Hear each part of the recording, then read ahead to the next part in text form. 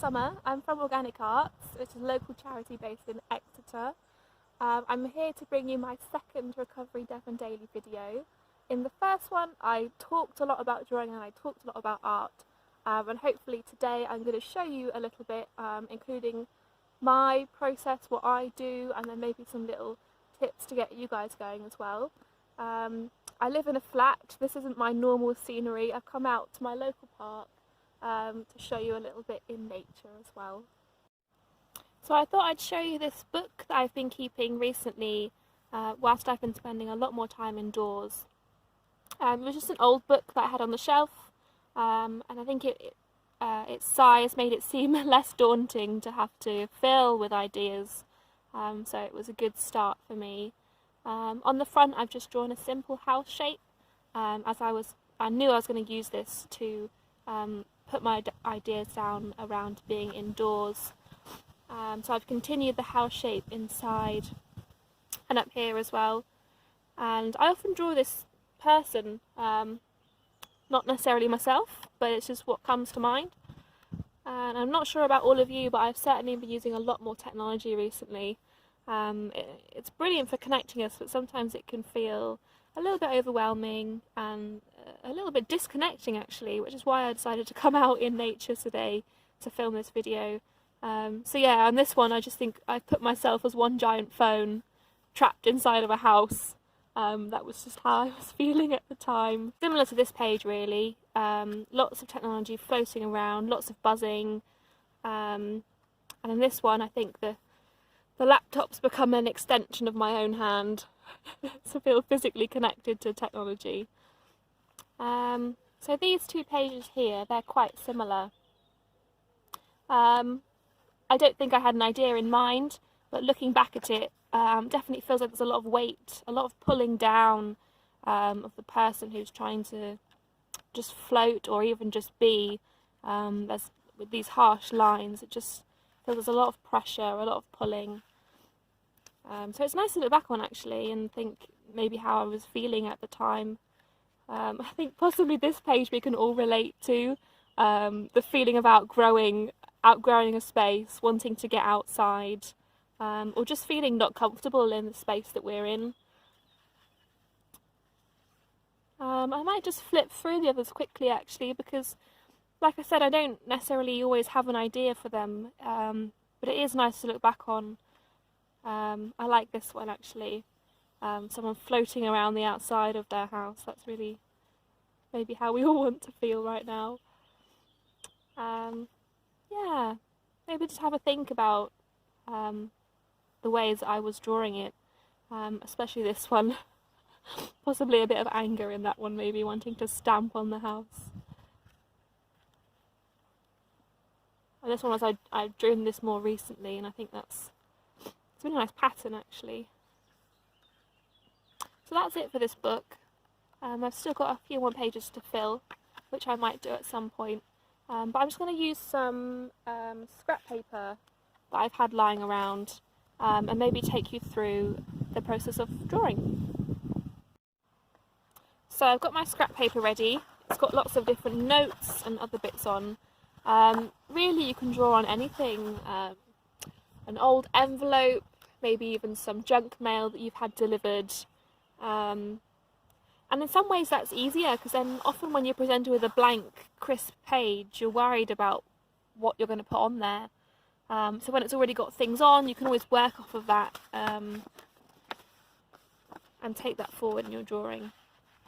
So I've made it a bit smaller to make it feel a bit less daunting. And I'm not sure if you can see, I might move the camera, but I've got a lovely buttercup in front of me there. So I might just do a little doodle about the buttercup. So I can see it's been eaten slightly by something or other. And I'm just going to take it really quickly, and I'm going to maybe use a bit of continuous line, so I'm not worried about taking my pen off the paper, but all the time my eyes are flicking forward and backwards to the actual object, because sometimes when we draw something we think we know what it looks like without actually having a look at it. So it's nice to be able to look and then reflect and bring that back to the page. And really you can see it's just taken me seconds to get a small likeness. I might just add a little bit of a stem in there somewhere. But I think drawing's really good for just having that quiet mind, and you sometimes, like in my other notebook, you subconsciously get a little bit of sort of mind to page flow. That's yeah, it's not really conscious. You can, your mind just goes onto the page, which is lovely, especially if you're not sure how you're feeling, or to process feelings, or even just to quiet your mind for a little bit. So I'm just adding in some grass around, and there's a 4-leaf clover, well, 3-leaf clover.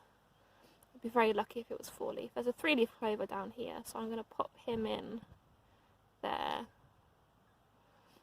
And all this time I am talking because I'm making a video for you guys, but normally I would just be silent and relaxed, possibly listening to the birds and the trees. So yeah, it's about not being precious. So that's a little, tiny little doodle of the half-eaten buttercup. So I might turn it over and give it another go. So on this one I've already got another little drawing there, and a coffee stain. So I'm going to see what I can make of that. So I've just found a couple leaves which I think are lovely. Maybe a little leftover from autumn. So I'm going to place them on the page and just try and replicate them. Again, it's about really not being precious. Just letting whatever comes out come out, and if it doesn't look exactly like it, then that's fine. Have this texture around the edge there.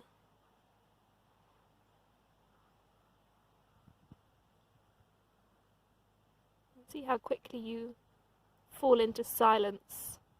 It's lovely. Just adding some in of the darker bits, some shade around the edge there. So often once I've got the outline or the form, I then start looking at where the darker bits are, where the shadow is falling, and then where the lighter bits are, where the light's hitting it. So say here is a lighter bit and here is a lighter bit. So that's how you really start to build up. And it's really nice to just actually look at something and take in, rather than your brain just going, oh yes, that's the leaf. Looking at it and appreciating it for its colours and its form. So once you've had a go at quicker drawings, you might feel more confident to start spending more time on them.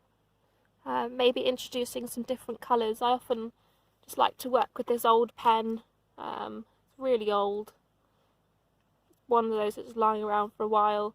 Even just a biro or a pencil. It's really, really easy to just pick up something and give it a go. And then you can always build on that later when you feel more confident. It's also really helpful to pick easy subjects. So now looking at this leaf, it's really, really complicated. It's got lots of little ridges and forms and dips and all sorts. So I might just leave that one for another day. This one was a lot easier because it's quite flat, not too complicated. So it's just about being easy on yourself. Picking an easy subject is always a good thing to do.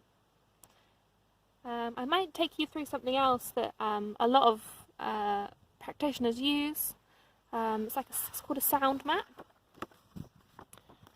Again, it's another thing that can be really nice for quieting your mind and just focusing on your surroundings.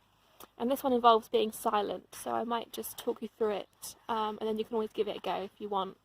But it's nice to start out with a blank page like this. Maybe sit on the ground or wherever you are and just close your eyes for a couple of minutes and have a listen. So for instance, right now it's a little bit windy, so I can hear lots of big trees up here, with the wind rushing through them.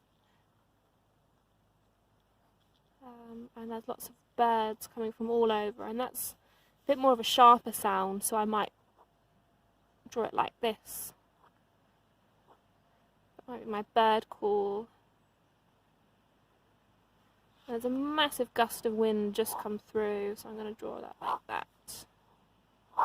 And sometimes you can get even the sound from the paper, just mimicking it.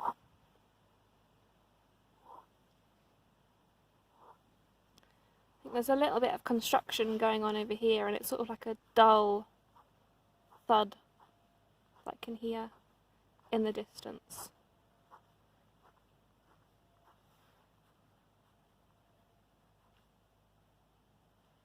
Thud. And really, I'm sort of focusing on me. This is me in the middle, I suppose.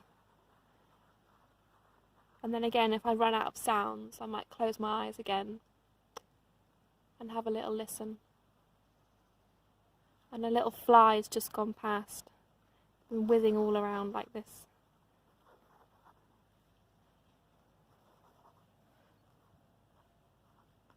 So yours might be a bit more elegant than mine. And it's something that you can make a bit more visual if you want, but really it's just about the listening and then having that mind through hand to paper without really thinking about it. A bit of a subconscious thing, letting your mind take your hand for a little walk around the page. So that's a sound map, is something else that is a good thing for quieting your mind. So just before I finish, I thought I'd show you what other doodles I have been doing recently. I honestly haven't had much time for artwork, but it's really important when you get some space to give it a little go. So I'm just going to unfold this piece of paper and show you what else I've been doing.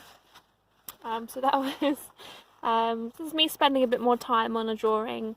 My houseplants are suffering, and you can see it's wilting a little bit. So I just spent some time one evening drawing that. I did some little cats. So we've got some cat faces and a bit of a silly one there, a bit of humour.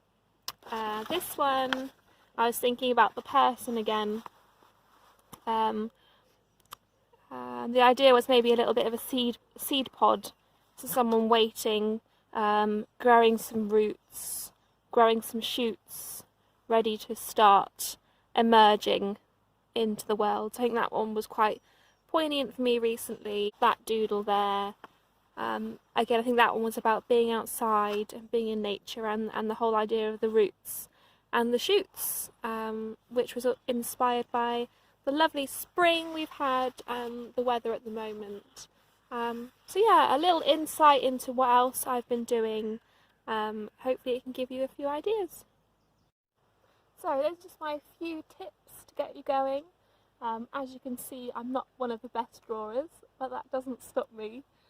And you can always build on it. You could just start with those basic things, and then you go from there. So I hope you've had a little bit of an idea how to just start putting a bit of pen to paper in the most basic way. And I hope you enjoyed it. Thank you very much.